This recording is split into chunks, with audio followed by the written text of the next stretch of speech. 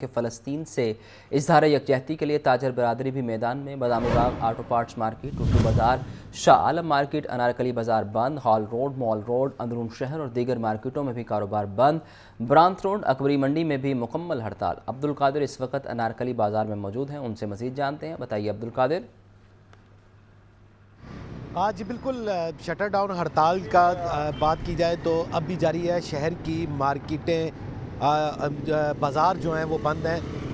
مختلف تاجر تنظیموں کی جانب سے، مارکیٹوں اور بازاروں کی تاجر تنظیموں کی جانب سے جو ہے وہ شٹر ڈاؤن جو ہڑتال کی کال دی گئی تھی جماعت اسلامی کی جانب سے، اس کی حمایت کا اعلان کیا گیا، جس کے بعد شہر کی تمام ہول سیل مارکیٹس اور جو بڑی مارکیٹیں اور بازار ہیں وہ بند ہیں۔ میں اس وقت انارکلی بازار میں موجود ہوں اور انجمن تاجران انارکلی بازار کے صدر عاصم شفیع کی جانب سے جو ہے جماعت اسلامی کی جو شٹر ڈاؤن ہڑتال کی کال تھی غزہ کے مظلوم فلسطینیوں کے ساتھ اظہار یکجہتی کے لیے، اس کی حمایت کی گئی، جس کے بعد انارکلی بازار جو ہے مکمل طور پر بند ہے۔ اسی طرح بانو بازار، پیرس مارکیٹ، دھنی رام روڈ کے علاوہ ملحقہ مارکیٹیں جو ہیں وہ اتحاد گروپ کے صدر عتیق الرحمان کی کال پر جو ہے بند کی گئی ہیں۔ اسی طرح جو بادامی باغ آٹو پارٹس مارکیٹ اور تمام ملحقہ مارکیٹیں ہیں وہ پاسپیٹا پنجاب کی سرپرست اعلیٰ عبد حمید کی جانب سے ہڑتال کی حمایت کی گئی اور آج وہ بھی مکمل طور پر بند ہے۔ اسی طرح circular road, Shah Alam market,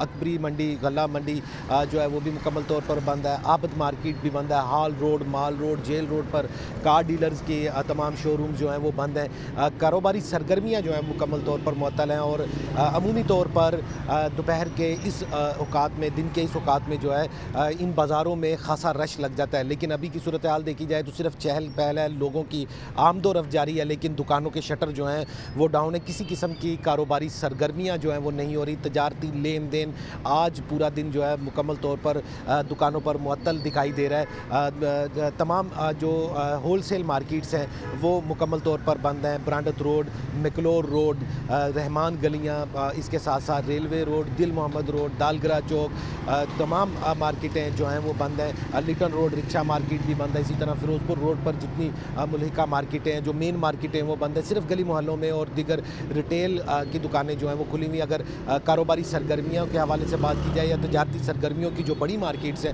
وہ مکمل طور پر بند ہیں۔ جی آپ کا بہت شکریہ۔ اسرائیل فلسطینیوں کی نسل کشی کر رہا ہے۔ ریاستی دہشت گردی میں اسرائیل اور بھارت پیش پیش ہیں۔ پاکستانی قوم فلسطینی عوام اور کشمیریوں کے ساتھ ہے۔ امیر جماعت اسلامی حافظ نعیم الرحمان کی منصورہ میں پریس کانفرنس۔ مزید کہا کہ پاکستان عالمی سطح پر کشمیریوں کا مقدمہ لڑے۔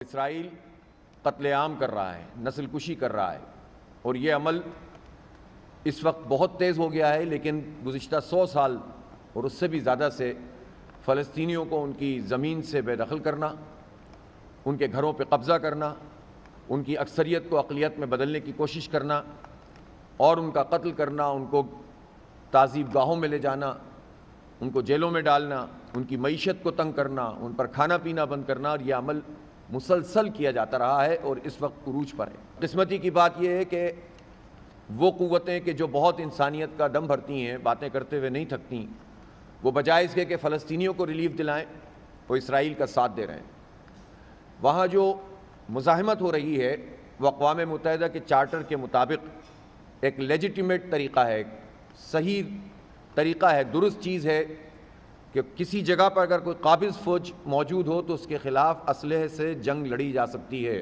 حماس جو کچھ کر رہے ہیں وہ بین الاقوامی قوانین کے مطابق ریزسٹنس دے رہے ہیں، لیکن بجائے اس کے کہ حماس کو سپورٹ کی جائے، کچھ لوگ ایسے ہوتے ہیں جو امریکہ اور اسرائیل کے زیر اثر ہوتے ہیں اور وہ خود حماس سے ہی کہنے لگتے ہیں کہ ہتھیار ڈال دو، گویا ظالم کو مزید موقع فراہم کرو کہ پھر وہ جس طرح سے چاہے چیتڑ اڑا دے۔ پاکستان کی سلامتی پر کسی قسم کا سمجھوتہ نہیں ہوگا۔ پہلگام واقعے کے بعد بھارت نے کشمیریوں پر ظلم مزید بڑھا دیا۔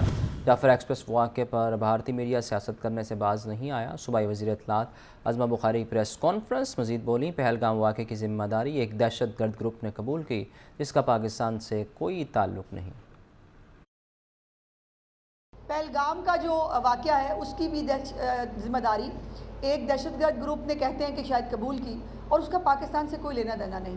بغیر تحقیقات کے، بغیر کسی فالو اپ کے، بغیر کسی چیز کے فوراً سے پہلے جو ہے وہ حکومت پاکستان پر اس کا الزام لگا دینا یہ اٹ سیلف اس بات کی جو ہے وہ غمازی کرتا ہے کہ یہ ایک پری پلانڈ مشن تھا.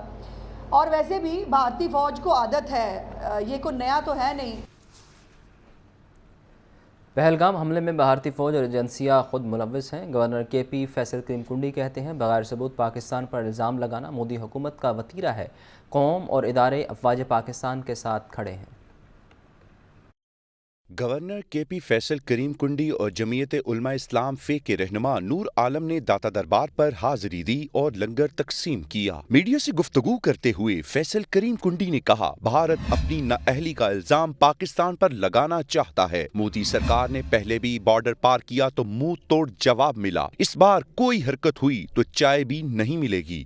ماضی میں بھی انڈینز نے یہ کام کیا تھا, بارڈر کراس کیا تھا, اس کو منہ توڑ جواب دیا تھا.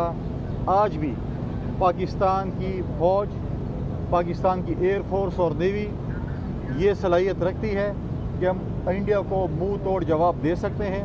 گورنر کے پی کا کہنا تھا پی ٹی آئی کے لوگ ایک دوسرے پر الزام لگا رہے ہیں. ایک وزیر دوسرے کو چور کہہ رہا ہے. وزیر اعلیٰ علی امین گنڈاپور اسلام آباد سے جو ڈیوٹی لگتی ہے اچھے بچوں کی طرح پوری کرتے ہیں. پی ٹی آئی کے اپنے وزیر کہہ رہے ہیں, اپنے وزیر اعلیٰ کہہ رہا ہے کہ میرا یہ وزیر چور ہے, دوسرے کہا یہ گندم کھا گیا ہے. اسلام آباد سے جو پیغام جاتا ہے, جو ڈیوٹی ان کے ذمہ لگائی جاتی ہے, احسن طریقے سے نبھاتے ہیں.